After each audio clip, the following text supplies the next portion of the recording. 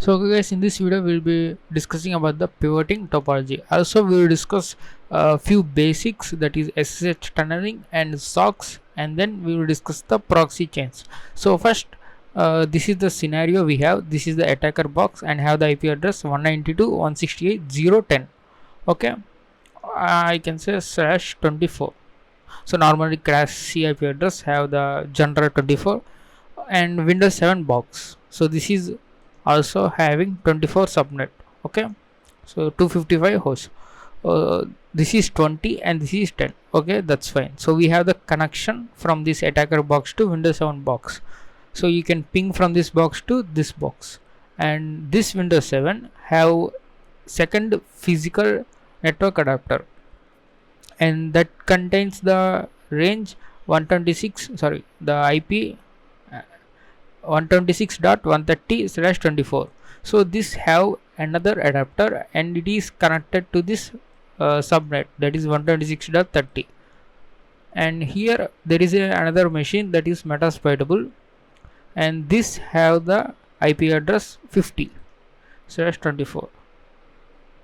So suppose you have compromised this Windows 7 machine and got the reversal. So you can just think that this is over, but it's not. You can, if you want to pivot into this internal infrastructure, you need to see what are the adapters this computer is having.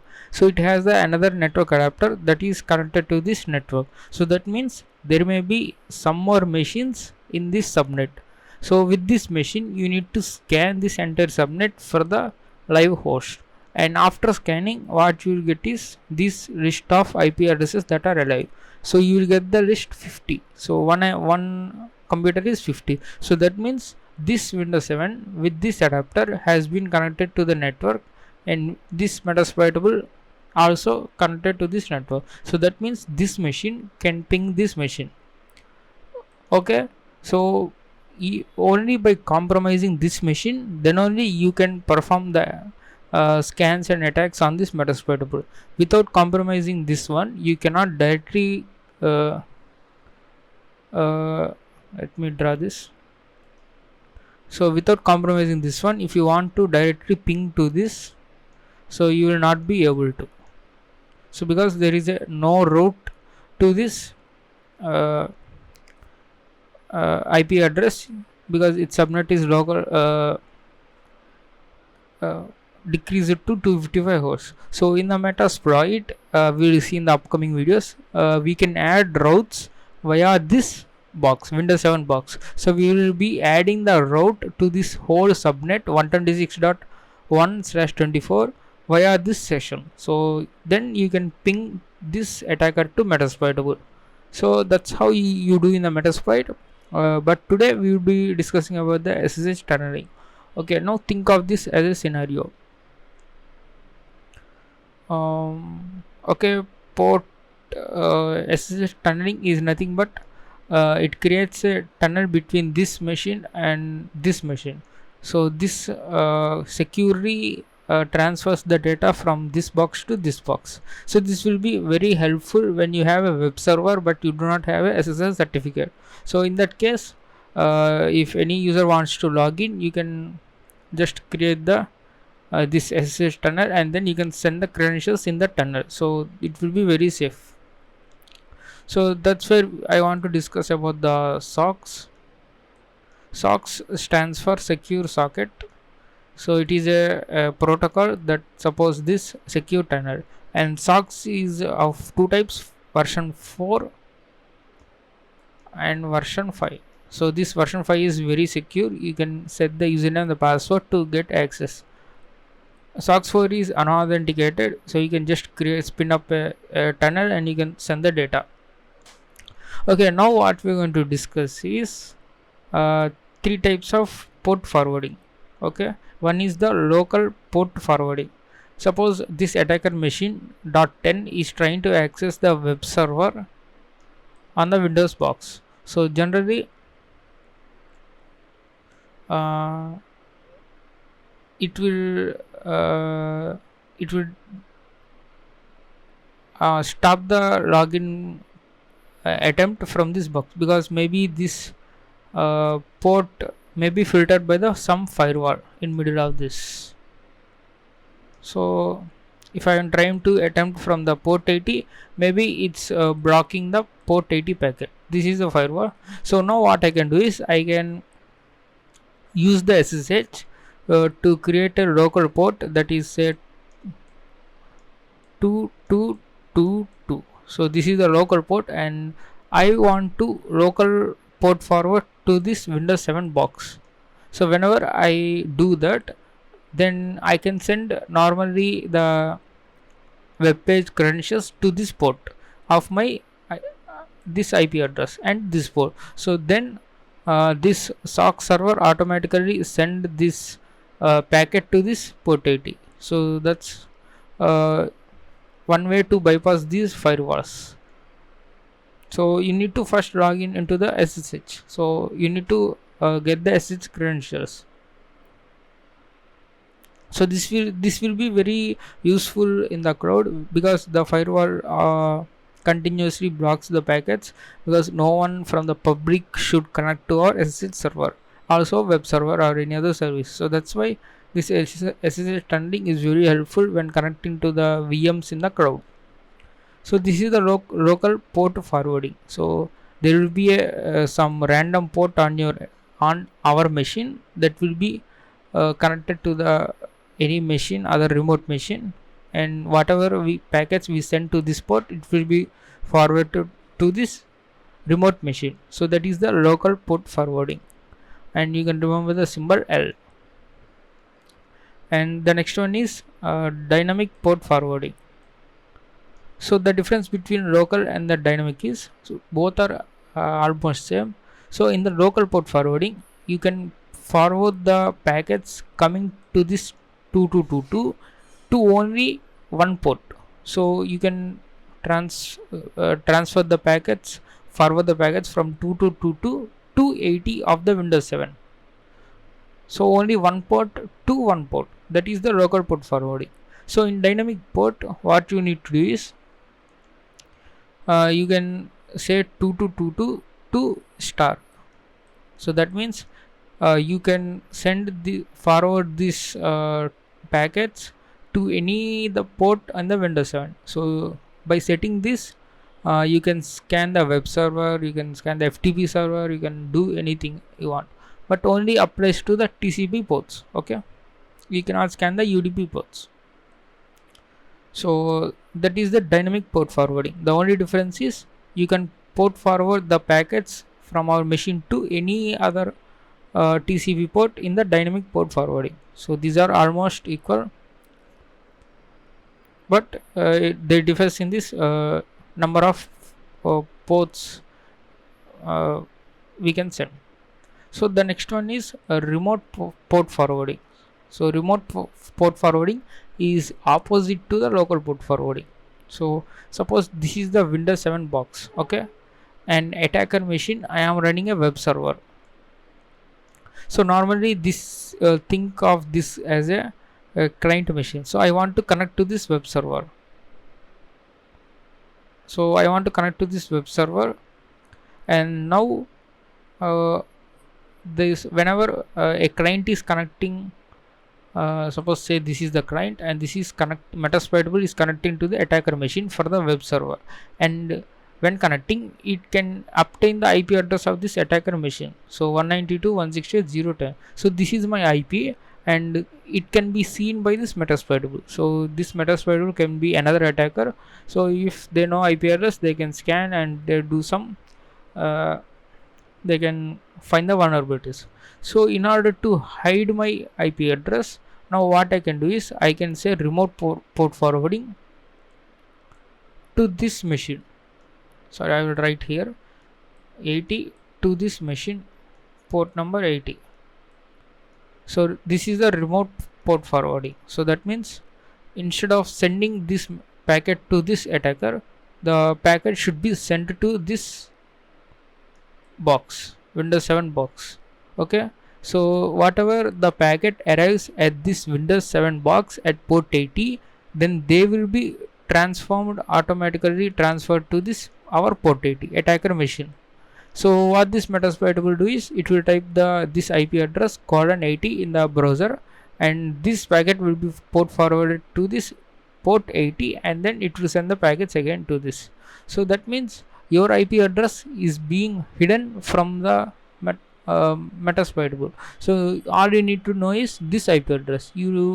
This Metasploitable can never know the attacker IP address unless uh, they know they compromise this machine. So otherwise it will be very safe. So that's you use this is very helpful in hiding the IP address and proxy and firewalls, etc. So this is the basic SSH tunneling. So okay, now what we need to do is we will set the dynamic port forwarding from this attacker box to this Windows 7 box.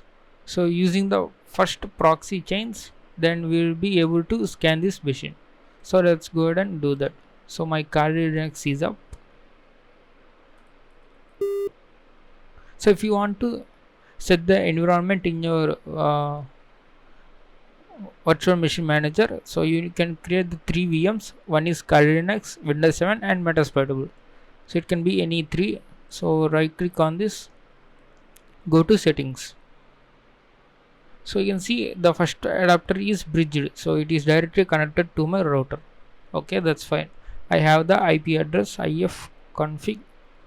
So I have the IP address 192.168.0.104, and the next one is Windows 7 box. Click on settings, and here I have one normal adapter bridged that is connected to my router, and also I have another adapter that is custom VM net 1. So you can choose any of this except this NAT.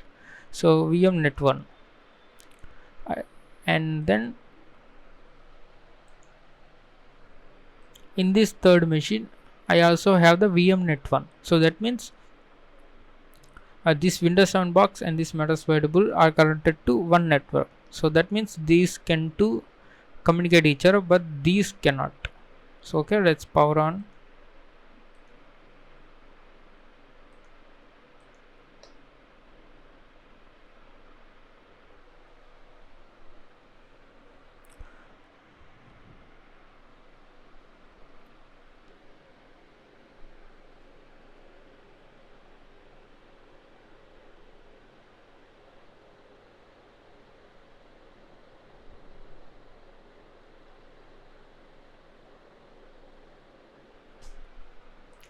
Okay, meanwhile this is my IP address. So let me show you the proxy chains.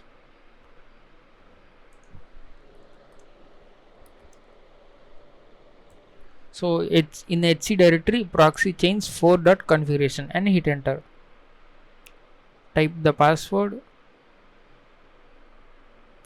and if you go down, so in the strict chain,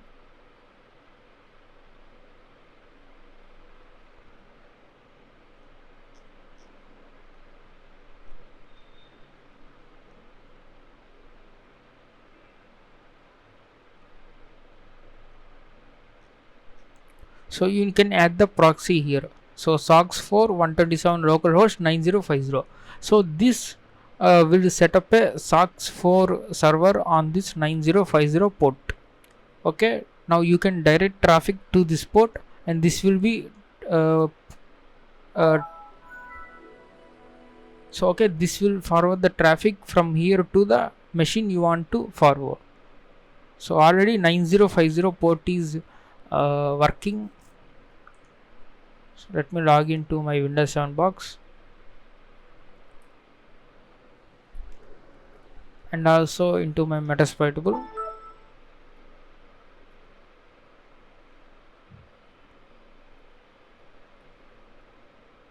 So if you type IPA, so you can see I have one adapter that is 126.129, right? So now let's go to my Windows 7 box.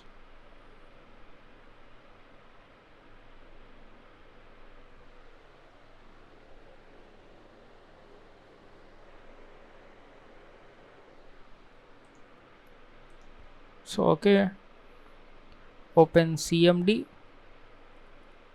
So type ipconfig. So you can see I have one adapter that is connected to my router 103, and also you can scroll up to see another adapter 126.128. so that means I can ping this one. So I can ping this Metasploitable 2 and hit enter, and you can see the ping packets. So let's try to ping for this Metasploitable. So you cannot ping because there is no root. So okay, now what you need to do is I have installed this OpenSSH server. You can download and install.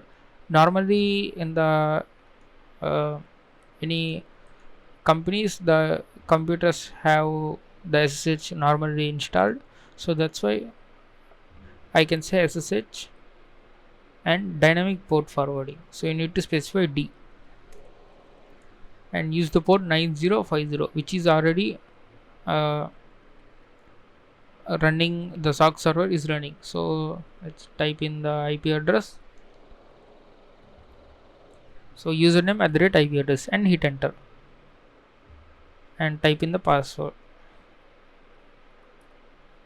So you can see we have successfully logged in. Now open the new terminal. So you can go to the web browser, and I know the port is 80 is open, so that's why let's open the web browser.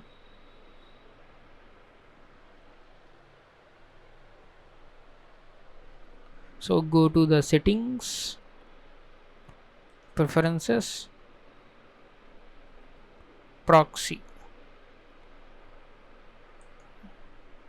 and choose the manual and SOCKS host, that is our local host, and paste the port here 9050. Make sure that it is SOCKS 4, otherwise it will ask for username password, and hit OK. Now all you need to do is you can go to this website 192 129. This is Metasploitable 2. Now hit enter. So you can see now we can access this Metasploitable 2 because we have directed our whole traffic to the SOCKS proxy, and it directed traffic to this Windows 7 box. So this Windows 7 box, of course it can connect to this Metasploitable 2. So that's why we have some connection through this SSH session. That's why we got the result. And if you want, you can delete this one. So this is one important method to set the SOCKS proxy. Click on no proxy and click on OK, and now scroll refresh this. So you will not get to the result. Close. You can use the proxy chains command. So proxy chains command, and you can say Firefox and the IP address. So it will open this web page in this Firefox using, and that will be directed to the proxy chains.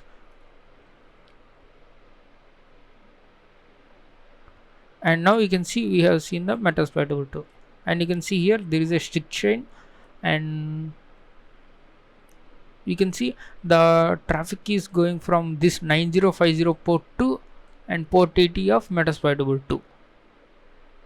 Okay, so now you can Control C, and also you can do the Nmap scan,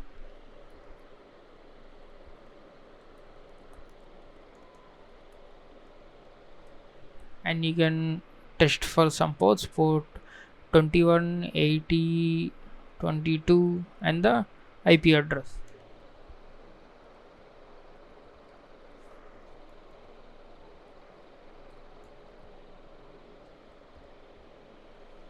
Okay, you can see we have successfully scanned all the ports, and you can also do the version scanning. So it takes some time.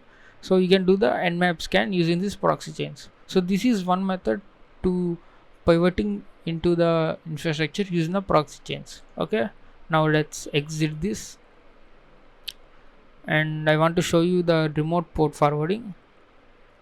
So SSH R, capital R. So you need to specify our IP address. So sorry, this Windows 7's IP address here. This is this one, 192.168.126.128.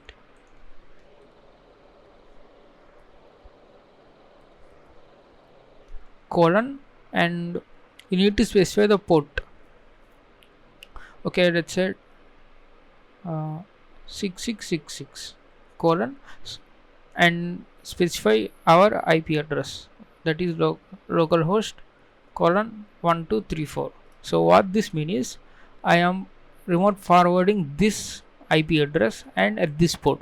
So suppose some traffic is being sent to this 6666 port of this Windows 7 machine, then that traffic will be redirected to my localhost at the port 1234. It's similar to this remote logging from Metasploitable to attacker via Windows 7. So it is similar one. This is the remote port forwarding.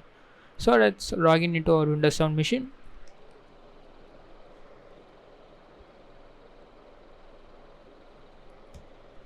And now type the password.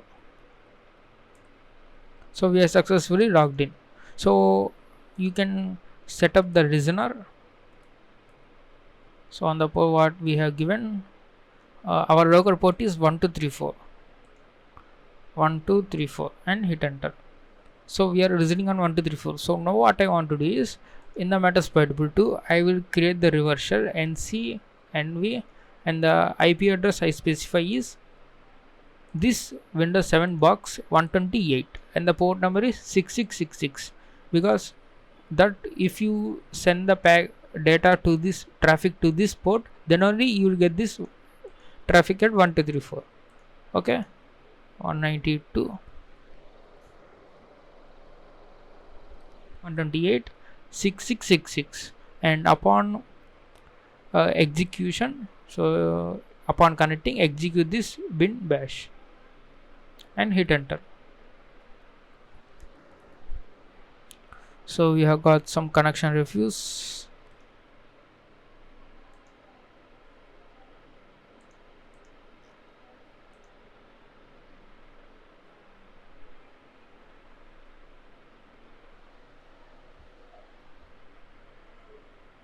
So okay, I think we have set everything.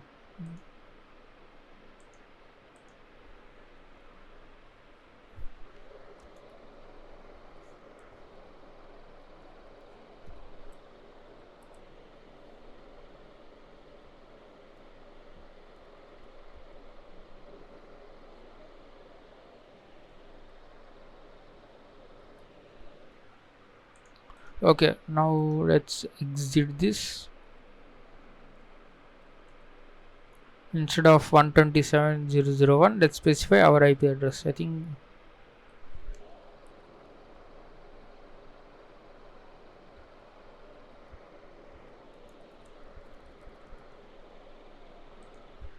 and now hit enter.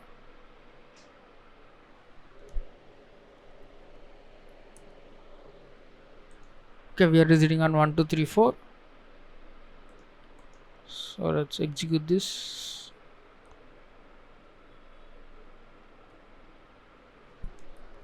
Okay, I don't know why we are getting this connection refused. So everything seems fine.